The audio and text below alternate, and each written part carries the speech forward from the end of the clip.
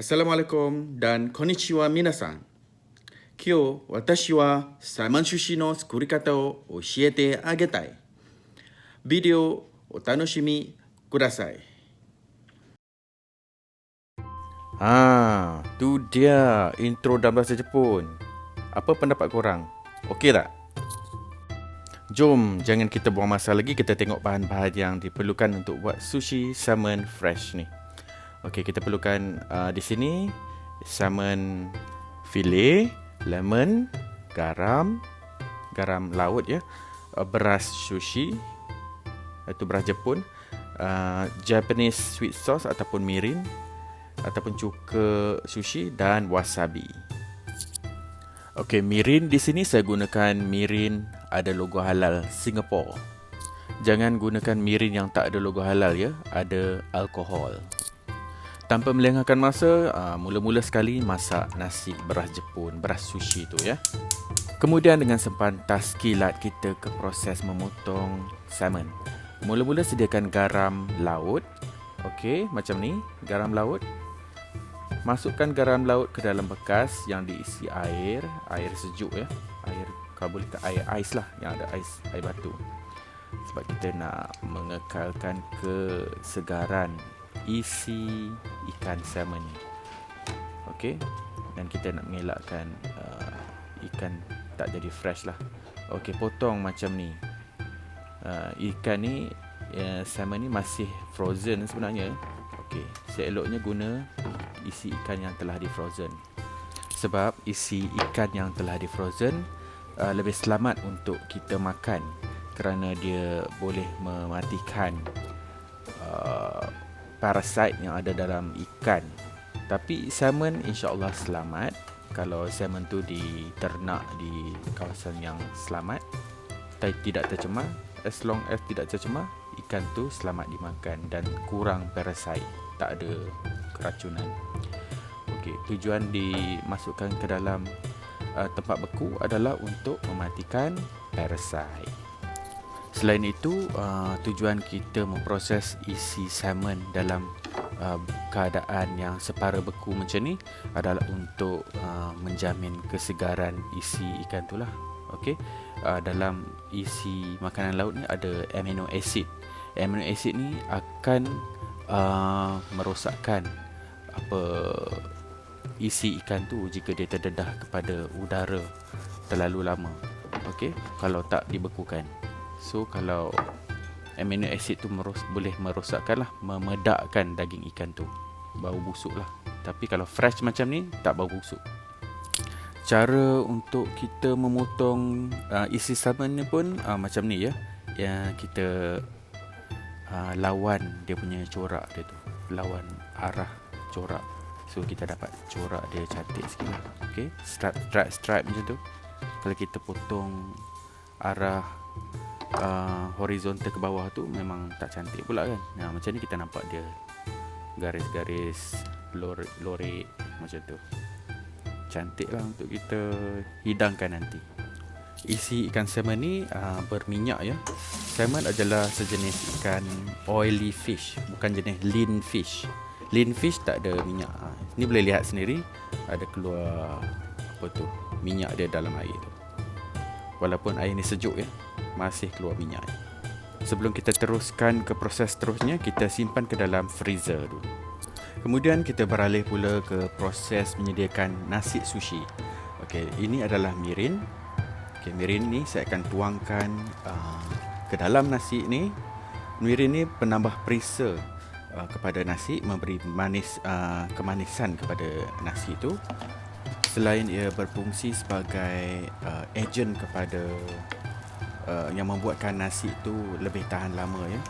Kalau nasi itu kita tak letak mirin ataupun cuka sushi, cuka beras tu, so nasi itu cepat basi. Tapi kalau kita gunakan mirin dan cuka sushi vinegar tu, nasi ni akan jadi lebih tahan lama. Sushi vinegar ni ataupun mirin juga berfungsi sebagai antibakteria, membunuh kuman-kuman ya. Itulah fungsi sebenarnya, selain menambah perisa kepada nasi kita. sebelum kita mulakan proses mengepal nasi sushi, okey, sekarang kita keluarkan salmon tadi daripada peti sejuk. Kita pat dry ke atas kertas tuala paper towel ni. Tuala pula. Paper towel, kitchen towel nama dia. Sebab towel kan saya sebut tuala lah, direct translation. Okey, letakkan ke atas kitchen towel macam ni. Kita pat dry. Kita nyahkan kandungan air yang ada pada isi salmon. Sebelum kita mulakan proses menyushi nasi dan ikan salmon kita.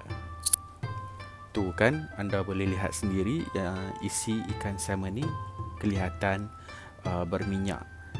Ikan salmon ni tergolong dalam golongan ikan oily fish. Okey, yang saya sebut tadi lean fish tu sebenarnya ikan yang tidak berminyak isi dia, macam ikan kerapu, ikan tenggiri, ikan tu ikan tak berminyak isi dia. Ikan yang mengandungi minyak iaitu ikan oily fish, seperti ikan salmon, cod. Ikan tu yang kita makan kat Malaysia tu, patin tu, berminyak sangat isi dia kan. Itu ikan oily fish jenis dia.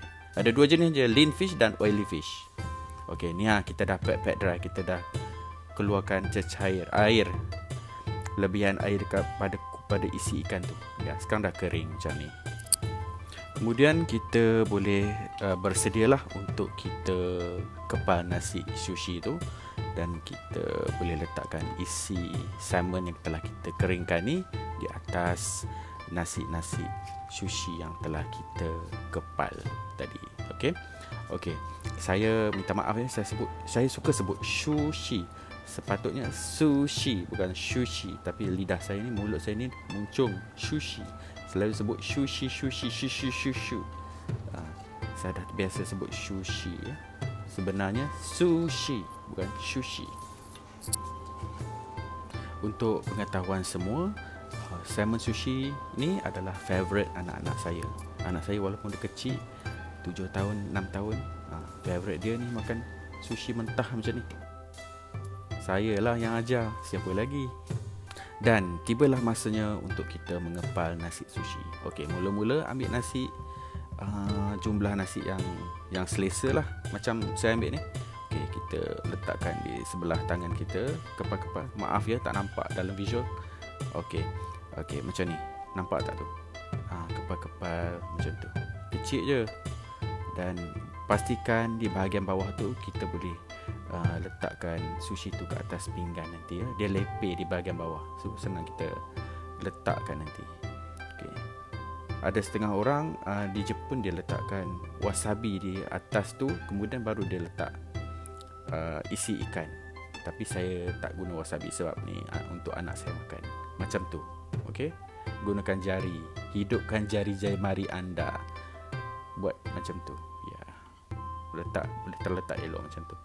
Ya, sempurna kan? Okey, ulangi proses yang sama untuk keseluruhan nasi tu dan untuk kegunaan semua isi salmon yang ada tu. Okey. Macam saya buat sekarang. Macam tadilah saya ulangilah. Boleh tengok sekali lagi. Macam ni. Kepal. Jangan tenyih-tenyih, nanti penyek nasi tu pula jadi lempeng. Okey. Macam tu. Boleh tak? Agak-agak boleh buat tak? Ada sekarang ni ada mesin ya. Mesin yang mengepal nasi sushi. Kalau saya pernah tengok dekat Sushi King di Malaysia. Budak-budak sekolah aja buatnya. Tapi ni kalau di pasar-pasar di Jepun macam ni cara dia buatnya. Dia nampak lebih artisan. Dia lebih nampak personal sikit lah. Apa tu, showmanship dia tu nampak.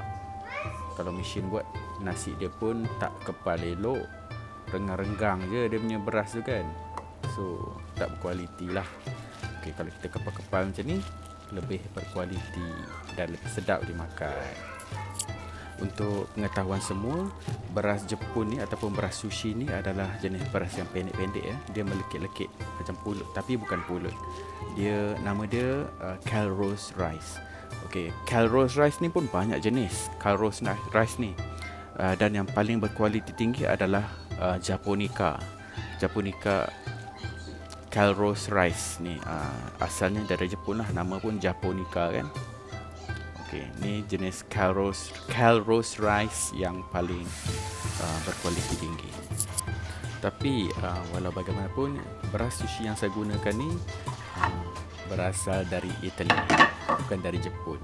Tapi jenis baka yang sama, baka Japonica, sesuai untuk buat sushi. Okey, sekarang saya akan ulangi proses mengepal sushi dan menghidang sushi. Sebab saya jarang-jarang buat video sushi, ini kali pertama dan mungkin tak akhir. Jadi biarlah saya buat sushi tanpa forwardkan video ni, mempercepatkan video ni. Lihatlah sehingga anda jemu. Okey, macam ni lagi saya buat ya. Macam biasa, macam tadi, sama je. Tapi sekarang saya ubah position agar tuan-tuan, puan-puan tidak jemu. Macam ni. Nampak fresh kan ikan salmon saya? Kalau tak fresh memang tak boleh masuk mulut, busuk. Tapi ni tak bau langsung. Untuk buat sushi memang saya agak particular dalam proses memilih isi ikan salmon. Okey, saya akan pilih isi salmon yang berwarna terang macam ni ya. Saya tak akan pilih salmon yang pucat warnanya. Okey, salmon yang berwarna terang macam ni bermaksud isi ikan tu masih fresh. Kalau dia dah pucat tu maknanya dia dah amino acid dah bertindak dalam isi ikan tu dan dia dah medak sebenarnya ya. Walaupun boleh dimakan tapi tidak sesuai untuk dibuat sushi. Okey, lihat tu masih mengeluarkan minyak daripada isi ikan tu, nampak berkilat. Okey, sekarang sudah sampai ke sushi yang terakhir. Inilah sushi penghabisan. Okey, macam ni. Lepas ni saya akan hidangkan untuk anak saya menjamu selera di waktu tengah hari dengan hidangan sushi chef kampung masuk bandar. Saya lebih suka menjamu sushi buatan sendiri lah untuk anak saya berbanding beli di kedai. Kalau kita beli di kedai, sushi-sushi yang dibuat tu dipamerkan dan diletak di display area, dan dia macam walaupun dalam chiller tapi mungkin kita tak tahu dah lama dia dah buat kan. So kesegaran tidak terjamin.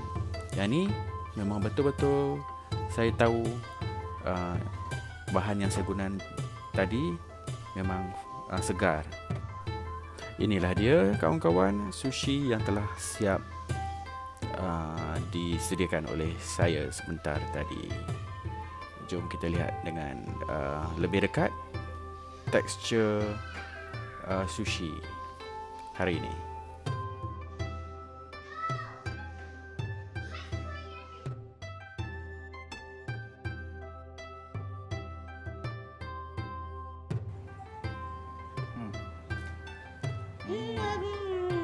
Yummy. Madina? Sedap.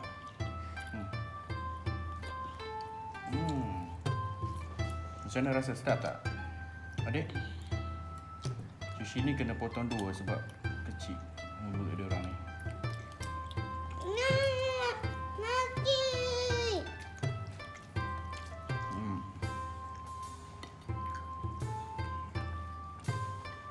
Let's play.